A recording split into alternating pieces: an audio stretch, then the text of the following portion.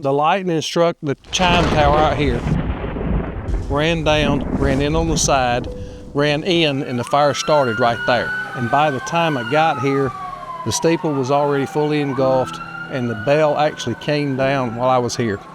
Broke my heart. Well, I mean, it's just burning hot. This bell was cast iron, and so when the water hit it, it cracked.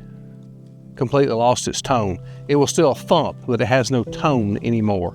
Well, obviously, with it being cast iron and when the water hit it, with it just literally glowing hot, as I say, it cracked it. It's cracked in several places. The clapper is still in there, but it has no tone whatsoever. So it has several cracks, liken it to the Liberty Bell.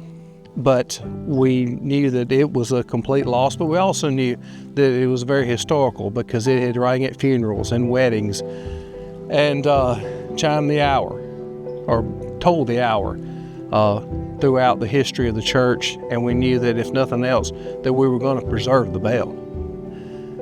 As things evolved, we found out that the bell that's in the belfry now is the last bell that was ever cast in the United States. All of them now, unless things have changed, but to the best of my knowledge, after that, all of them are cast in Belgium. But that is the last bell that was ever cast in the United States.